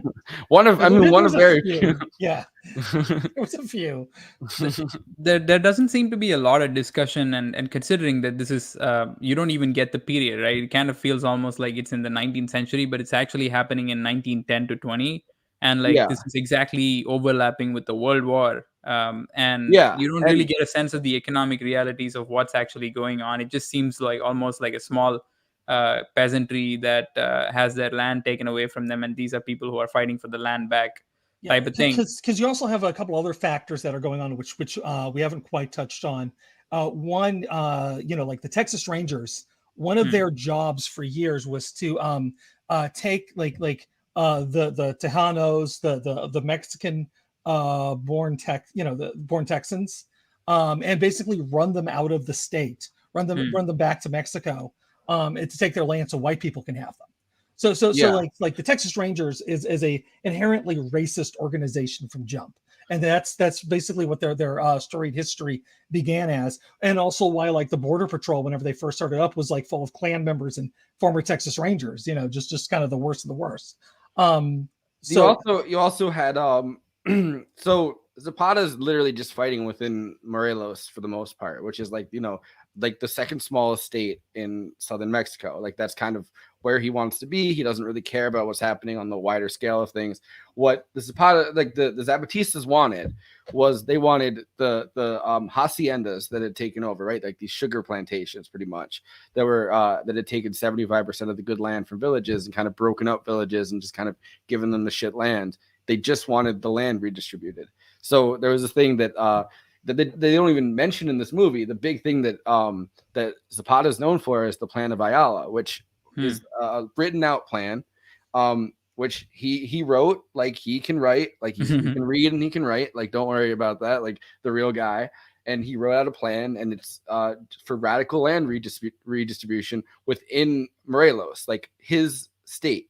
And then once he kind of started, they won on and off in different time periods. He was like, well, now I want to redistribute all of the land in Mexico. But that was never really their intention. Their intention was just their state to get the land back for these villages. And they did. Zapata was killed in the way that they show in this movie, right? Like they tricked him, and then he arrived. And then, I mean, there was nothing about a white horse, but he arrived and got riddled full of bullets as kind of a trick. And that is a real thing that happened. But like the Zapatistas stayed together. And the point of this movie seemed to be that the people are more important than any leader that kind of, that you could follow. The actual story proves that, because he gets killed off, and these, the chiefs and these villagers, they stay together, and they actually end up becoming such a formidable force that Obregón, who ends up, kind of winning the Mexican Revolution before being, killed a few years later. But like, Obregón has to actually ally with them, and actually Morelos gets their land. They get the Plan of Ayala comes true, like in the end, without Zapata, but they do get their land, redistributed to them. And they get high positions within the military, like the two biggest generals that he had that weren't him, like they kind of win in the end, and that's not touched on in this. And it seems like that's something that could have been a far more that's something that they could have shown instead of just kind of at the end being like, oh, well, Zapata might return. Like, no, within 6 months, they were back to fighting the same way that they were fighting before, demanding the same thing, and they won. They did.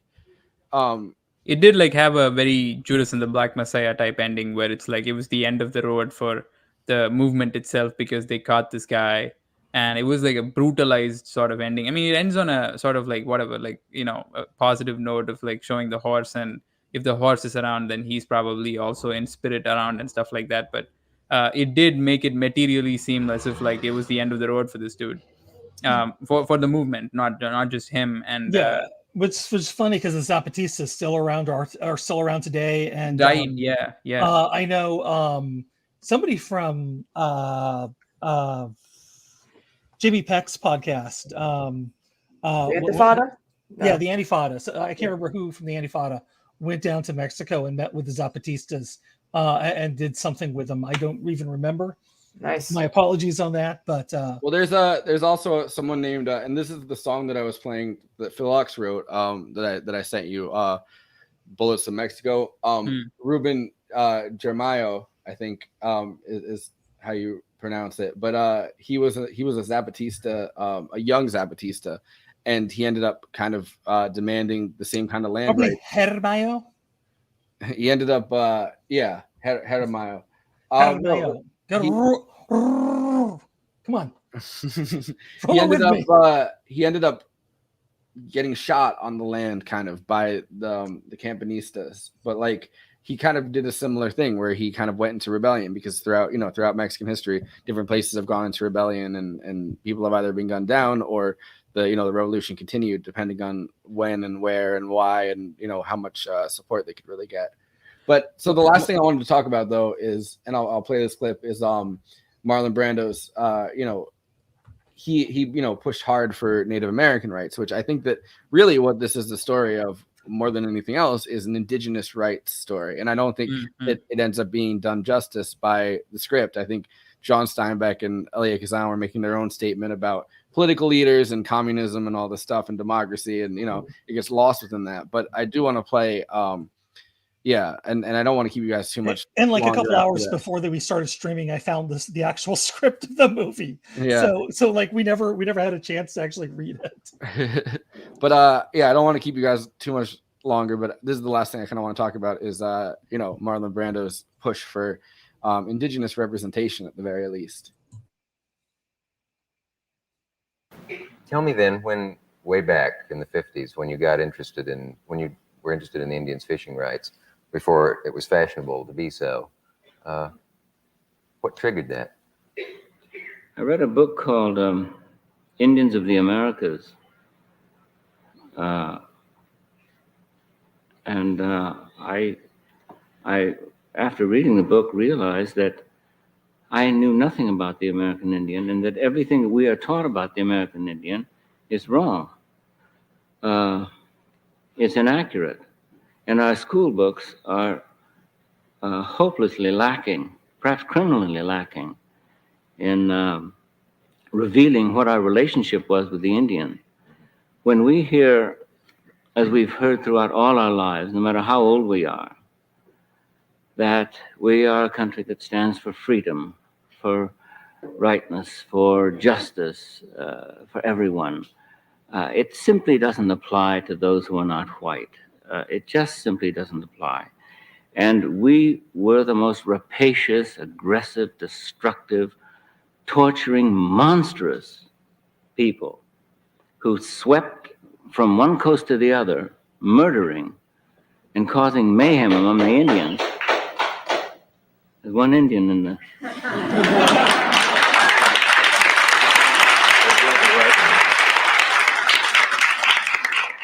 But that isn't revealed because we don't like that image of ourselves. We don't like to see us. We like to see ourselves as perhaps John Wayne sees us. And and also what we've learned about the Indians has been largely taught to us by Hollywood and by motion pictures. They have educated us. So we naturally believe that when the Indians came, that the wagon circled and the Indians rode around and subjected themselves to terrible fire and died at a ratio of 65 to 1. Both barrels of a shotgun would always get 2 Indians. Yeah, and that wasn't the way it was at all. But anyway, Indians have been tragically misrepresented in films and in our history books, in our attitudes, in our reporting. And so we must set about to re-educate ourselves. Who are you looking at? You. Oh, no, there's a message coming. But okay. One thing I wanted to get into on that, too, was the subject of not only how the Indians treated on the screen, but off the screen. I know a guy who was in it. Let me tell you another thing. At a time when we say, especially, that we are going to keep our treaties and that we do keep our word and that we, above all people, do keep our word, I think it's important to mention that there have been nearly 400 treaties written by the United States in good faith with the Indians, and every single one of them was abrogated. Means broken or changed or altered. No exception. And the Indians howl when, with laughter, I guess, when they hear a public figure like a president saying other nations will laugh at us if we don't honor our treaty commitments. When they can think of 400 and, I don't know what the exact figure is, 31 examples of how we haven't in the past, and this would only be the 432nd case of it if we didn't. But so, Karthik, was that you clapping in the audience? Oh no, the lone Indian on the panel. Not that I. This whole kind of I watched a lot of this interview, and it's kind of pretty awkward because I don't think Marlon Brando really gave that many interviews. I mean, on these big platforms. So Dick Cavett kind of. I think he was kind of smart because he always brought up like the people who should be speaking about it. Yeah. And be like, hey, listen to this person. Because that's kind of what he did for his Academy Award, if I remember correctly. Yeah, right. and I have that clip because I wanted to talk about that. So this is the Academy Award moment, and this is the last topic before I go to final thoughts that I want to talk about. But this is the big Oscar moment that is actually the most controversial Oscar moment, and not anybody getting slapped.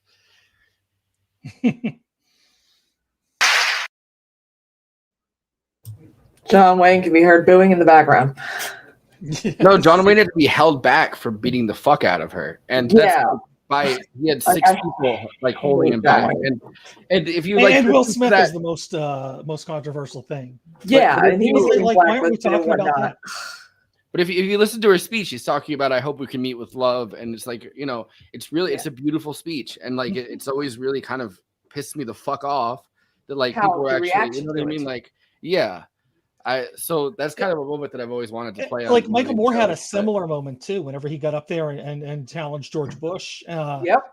In 2004 but I mean, Michael Moore kind of can take it. You know what I mean? No. This is like he wants like to a be small Native American woman that kind of is up there speaking. Not used to being like in the public eye like that. Yeah, millions of people watching her.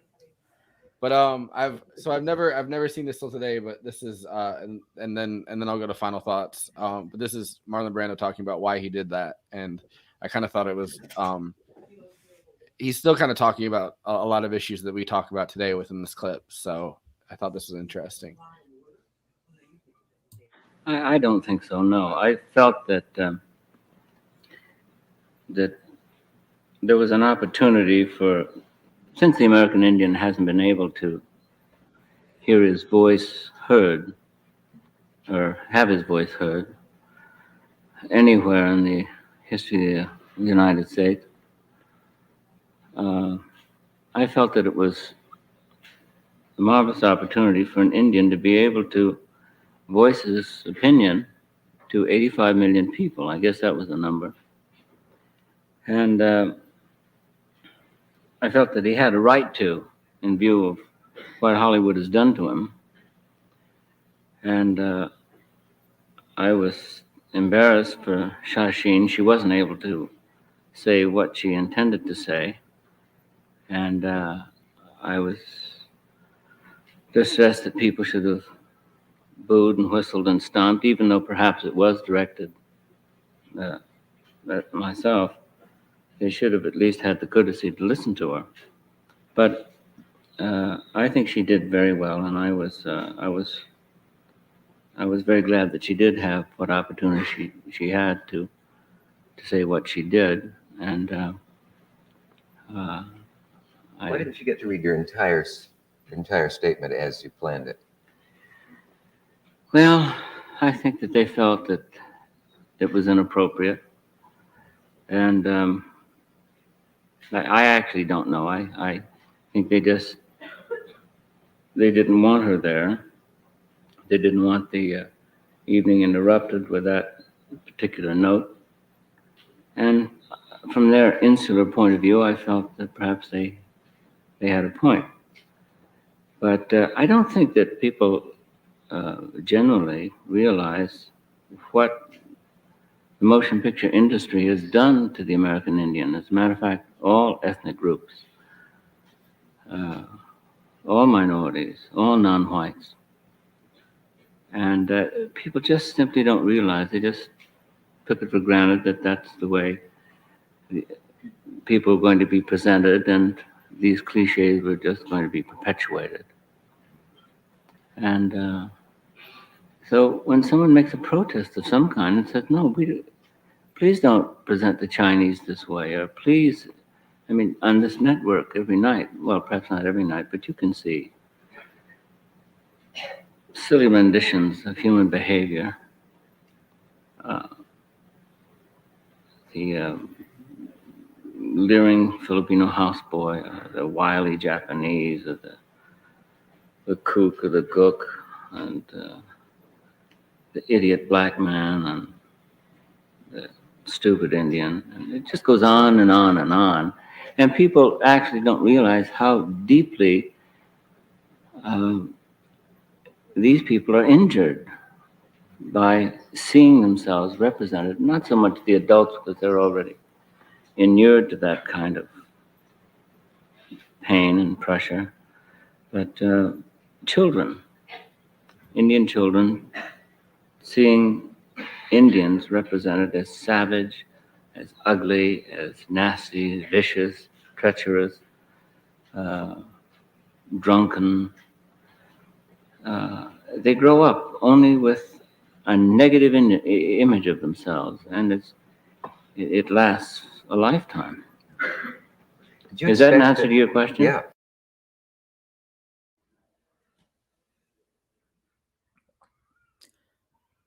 Do you notice how much like he talks like Oliver Stone? I mean, like, I don't know if Oliver Stone is like consciously trying to imitate him in the way that he speaks. It's almost like the expressions every time he furrows his brow a little bit, and then he says like, thinks for a second, and then I could see it. I mean, that's not the first thing that popped into my head. I didn't know that that's what Marlon Brando actually like spoke like, though. Because he kind of does the. Really? You didn't know that's how he sounded? I mean, just like because I've seen him in, Streetcar Named Desire. I've seen him in Godfather. Which I think this movie was kind of a streetcar named Deseo, I think was the Streetcar Named Zapata. Or I looked it up. I looked up the Desire in Spanish, and it's Streetcar Named Deseo. But I feel like this is Stanley Kowalski or whatever. Like I feel like this is him as like a revolutionary Mexican general. Like that's what this movie was. But he totally did like a proto version of the Godfather voice. Yeah. No, he did. But like, I don't know. I just kind of found this movie specifically fascinating. But I also like how like they used less and less bronzer as the movie went on. Yeah, that's right. I think they had to whiter and whiter. I feel like the usage was I don't know if you noticed this, but like it did feel like they wanted to use it more to contrast. Like where there were scenes where they wanted to contrast him with somebody else in the scene, they used like bronzer. I felt like. But when it was just him and his troops, I think they just like put some like, I don't know, they just looked dirty. They didn't really look like they had. Well, that opening scene, he just wanted to be like one of them. So they used a lot of bronzer on that. The one guy is like, hey, look at me, I'm a Mexican now. He also contrasts himself with Diaz. I feel like that was the point more than because like the scene cut from him and went back to Diaz like every now and then, and you could clearly see that there are different shades in between the cuts. Yeah, which, to be honest, though, is within Mexican history, right? Like Porfirio Diaz as a leader towards the end of his life. I mean, he was one of the early people to admit that like they were on the mestizo side of the racial caste system. But there is a lot of reports that Porfirio Diaz did whiten his face and did, you know, even though he was the first Mexican leader to actually like openly admit that he had indigenous blood. Like I guess towards the end of his life, as he was 84 when he died. He was 80 when he got overthrown. So he was fucking old. Like when this is going on, right? He was the 1910 election or whatever. He would have been 80 years old. He would have been like Biden age. But this is in 1910 where nobody expects you to live to Biden age. You know what I mean? Like, so it's kind of a fascinating story because something that we haven't talked about, and you know, this is I guess my last point on this, is that and this is still a thing, I think. I mean, I think this is why AMLO has governed the way he has in Mexico.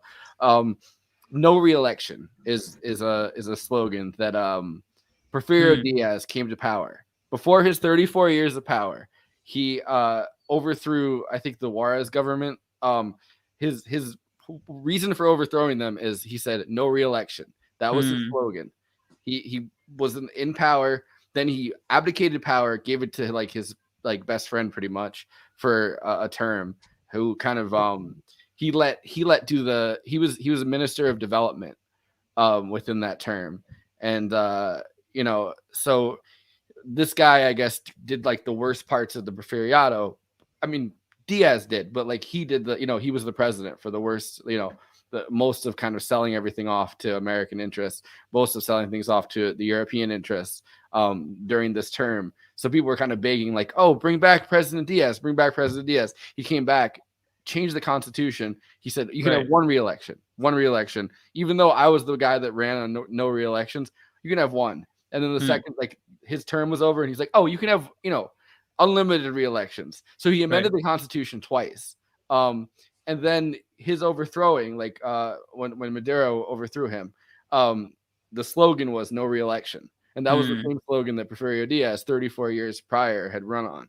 So no re-election has been a slogan within Mexican politics. And this brings us to today.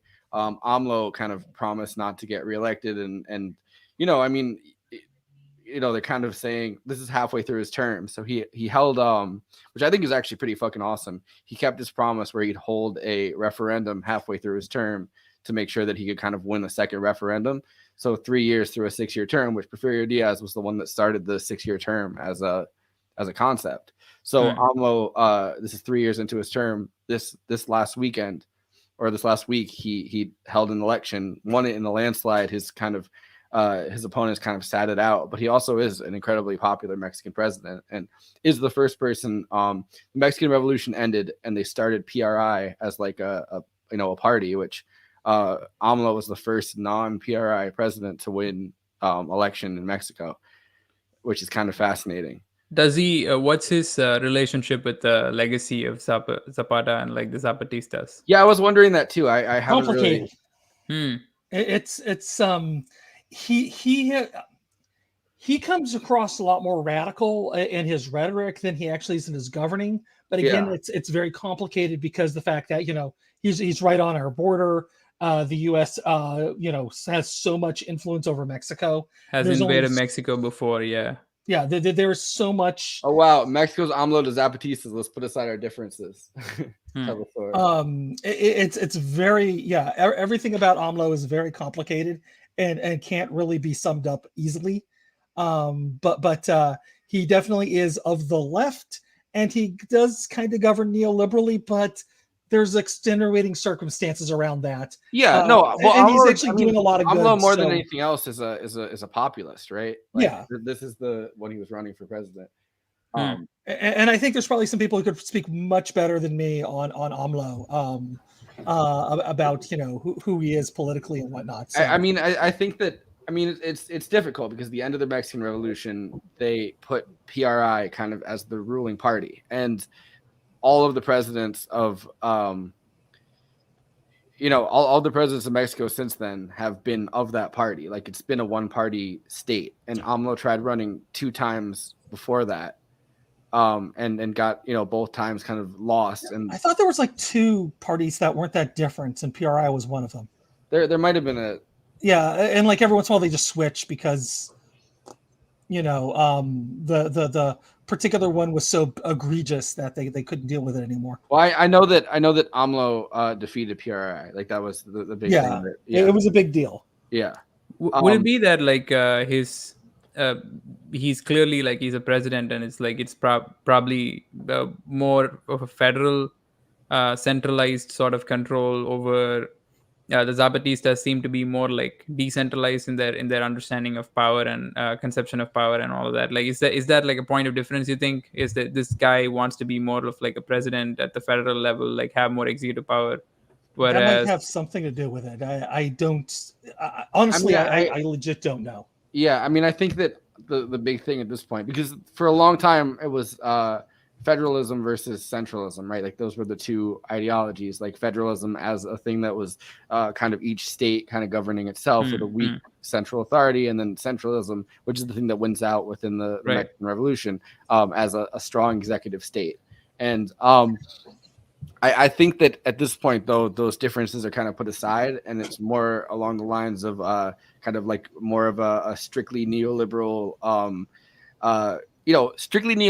like incredibly corrupt system of politics. And what AMLO was kind of promising wasn't to get away from the neoliberal side of it as much as it was kind of to be more of a populist, non-corrupt leader. And that's why he does things like, reinforcing his democratic win with, this which would never have been a thing in the past, like, running halfway through it. And also, he did things like sold off, Mexico's presidential jets, sold off like a bunch of their cars, like, you know what I mean? Like, kind of showing that the government is going to be more frugal in the sense of, the way that they hold themselves, rather than kind of as an aesthetic thing, rather than being frugal in the sense of austerity. He's also like, I feel like being anti-imperialist in a more like solidarity with the global South kind of way. I feel like he's kind of, but then you also have the problem with the fact that Mexico is it deports more immigrants than the United States. Yeah. Well, because they start there and wait to get into the United States. Well, now, but even before that, like during the Obama administration, that's whenever this actually started, through pressures of the U.S. government. Actually like turning Mexico into a net deporter, and because like it's really, Mexico and United States relations are really tough. It's hard for somebody like AMLO to actually legit govern the way he wants, because we are the 900-pound gorilla and we're on his border. And Porfirio Diaz, bringing this full circle before I go to final thoughts, the last quote, he was the leader that actually said, poor Mexico, so far from God, so close to the United States. I love that quote, by the way. It's always been like one of my favorites. I remember first hearing that in Texas history back when back when I was going to school.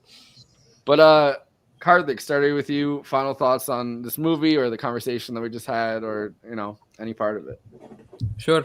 I mean, like I like Marlon Brando. There's a lot of stuff that's, of course, Last Tango in Paris like gives me a lot of pause about like full-fledged appreciation for him as like an individual. But I think like he was great in Dune, and I think he's like just probably the greatest actor ever to have come out of Hollywood, probably. And I think that like in this movie he does like he shines. Like I don't think there was any like despite the brown face, despite the the phony accent every now and then, it just seems like he has the charisma. I can't think of anybody else who could have played this character, except for maybe like somebody of that heritage, which I think they could have tried. Like maybe now they would. But Ricardo Montalban was working in Hollywood at the time. Just saying. I mean, either way, I feel like Marlon Brando playing him could have got a lot more attention to the character than anybody else playing him in a way. So I can I guess excuse that. What I had a harder time excusing is that it did feel like it was a precursor to I mean like the reading of On the Waterfront as an informant movie is like very revealing, and I feel like this movie was kind of setting up to be that. because there is a character. I mean, after you called him Fredito, I totally forgot his name. But that character who basically like Pablo Gonzalez, like it was a very like boring name. Yeah, and I feel like he was kind of like a semi-informant character because he was like he had connections with Madero, I think, and he couldn't deal with that. Like he was like, Well, "But he's I've the been guy here." that goes up to him and he says, he was like, he needs you. He can't read. He can't write. He can't read, which is not true. Zapata could read and write. Like that is a. Yeah, and it's like it kind of there were like lines that he looks directly at Zapata's face, and like Zapata's not even able to look at him, and he's like saying, how can you be the leader that you want to be while being a violent man or something like that. And it was just like it was a direct shot at like communism, etc. It's like you are armed struggle and whatnot. And the brother is written by Steinbeck and Elia Kazan to be kind of a I was reading the thing before the script that was on they had kind of an intro to it, and they had written that this was meant to be someone kind of suffering from a communist mentality, which right. And it's like it did feel like every now and then you see this, and it's almost like you kind of have to sneak this in to get the movie made in the first place. And that kind of begs the question of like why make a movie about a revolutionary figure if you're going to engage in revisionism or steal that thunder, quite literally, like make them these tame sort of like almost cowardly figures. But like at the end of the day, I feel like it did feel a little bit like I was half-hearted about it. I felt like it did have its revolutionary moments where like there was instances where he made the point pretty clearly, like the scene where he hands the gun and he says like, now you're able to demand this from me, but you wouldn't be able to demand this from me if you didn't have the gun. That kind of like really it was like a nice lesson on like self-determination and everything. But I guess like at the end of the day, it is hard to stomach it as somebody, especially coming out the same year that this dude like went and ratted out on everybody. You have to view this film from that lens, and from that standpoint, like I guess like the only cool thing that I liked about it was probably the scene with the problematic scene that introduces Marlon Brando and his love interest, which kind of felt like the only real relationship. It felt like, I don't know, that was kind of like sweet in a kind of way, in a twisted kind of way. Yeah, I mean, it kind of took the aesthetics of the Mexican Revolution. It felt like a lot, and just turned it into like what the message that Steinbeck wanted to give out and Elia Kazan wanted to give out, but it kind of like just aestheticized certain parts of the Mexican Revolution, like the names. They're like, these are these characters. There you go, you can see the characters. Anyway, here's what we wanted to say about leaders and communism and. The last thing I would add, it also felt like it was a Western with a different kind of hat. And it was kind of like basically might have been the pitch that they gave the producer. Hat, but I get what you mean. Yeah, like it was not a cowboy hat. It was the Mexican. It was a sombrero. So yeah. Christina, got any final thoughts for us? I'm just really mad that my sister and my mom were right outside my bedroom talking, so I had to have my mic muted most of this whole podcast. This movie was okay. I love Marlon Brando, but this is way before they could actually find actors to portray people of their heritage properly. Brown face is very cringe. I do believe that, like what Karthik was saying, that this movie's, and what you've been saying, Forrest, is how this movie's, more like describing like communism and like leaders and whatnot. I do hope that one day there's a better like movie about this guy, because I feel like his actual life, reading up on him, was a lot more fascinating than what is portrayed in the film. I've been completely fascinated listening to Revolutions, which is a nice condensed podcast. Like I like that podcast a lot, but kind of just fascinated with how political but also non-political a lot of the Mexican Revolution was, and kind of how it was a revolution to people just kind of gunning each other down. Like a lot of times there was no real political difference to speak of. I mean, there were people who were, saw themselves as democratic leaders versus people that saw themselves as military dictators versus all of this other stuff.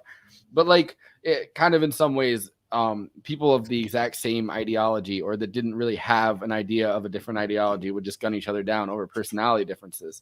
And you realize that like I mean, Mexico at this point was kind of a largely peasant society. Like it's, and Zapata was kind of the leader of the peasantry, like at least in the South. And like they had very concrete demands. They wanted the haciendas in their state, like in their territory, to give up the land and give the land back to the villages. And they wanted collectivized farming, and they wanted kind of an agrarian socialist style, like they had, back in the day. They wanted to do subsistence farming. They didn't want to give their profits away to multinational corporations. They just wanted to live the way that they did. And in the end, they got to. And like it's beautiful that they got to.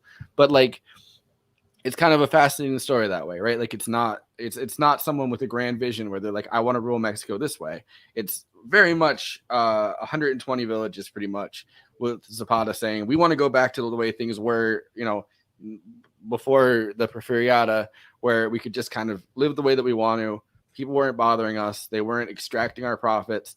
I think there were 5 haciendas at the end of the revolution that remained kind of as haciendas, but they got their land back, and the Plan of Ayala was fulfilled. And it's kind of beautiful that way. Because the Plan of Ayala really just said, give us our land back. Like that was their political platform. And it's kind of, we think of socialism or communism as kind of a political ideology that kind of takes over an entire system, but this wasn't that. This was agrarian socialism. This was kind of back to communal farming. Nobody wanted to own anything. Part of the whole liberalization of Mexico was that one plot of land would be owned by one person, and that's not the way that indigenous tribes lived. They didn't want that. They wanted, like the Mexican government at the time under liberals wanted people to think of things as their own property. They wanted private property rights. That's not the way that indigenous tribes lived. Indigenous tribes collectively owned a large bit of land and farmed it together, and they wanted that community preserved, and they got that. Sorry, I stepped all over your final thoughts. I just kind of found that part of it beautiful. Look at you. About to get all teary-eyed. He's getting off a clump. Talk amongst yourselves. Have your final thoughts, Christina. Oh, well, I already had my final thoughts, so I'm good. I guess then it's my turn, so we can let us cry some more. No, I gotta say, this movie I thought was kind of boring. It's 2 hours long. It's they're like I remember like an hour into it, I'm like, oh man, this movie's flying, but oh crap, I got another hour to go. Like it kept seeming like the movie was trying to end, and then it didn't. It doesn't feel like as a film it had like a good arc to it.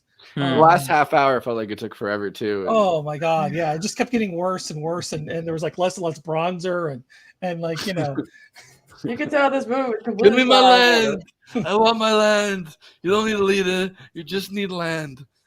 but yeah, it just the movie really does like suffer from bad pacing. Marlon Brando is Marlon Brando. Anthony Quinn is fantastic, like always, like just his performances go. I guess Joan Peters is a thing for guys in bronzer because she's also an Apache with what's his name, who's also who's not Indian at all and is playing brownface. But anyways, that said, it's I really do wish we got a better film because, like, on paper, this looks like it's a fascinating film. And just as a side note, I learned this week that James Bond there in that clip, he doesn't want to run on camera because he thinks he looks funny, and now I really want to see him run. Run, Biggie, run! Like, wait, which Bond was that? That was Roger Moore. Yeah, so if anybody knows where I can see Roger Moore run, it's on the Bond films because those are stunt doubles running for him. He was also like 60 years old when they came out and stuff, right? Wasn't he the oldest Bond? At the end, yes, like in 1984 when they live and let die. I was thinking the one where Christopher Walken plays Trump. Hello, make America great again. Yeah, and it has what's her name? Grace Jones is his henchman. But I'm gonna let you guys go, and here's my last final thoughts. You've always looked for leaders, strong men without faults, but there aren't any. There are only men like yourselves. They change, they desert, they die. There are no leaders but yourselves. A strong people is the only lasting strength.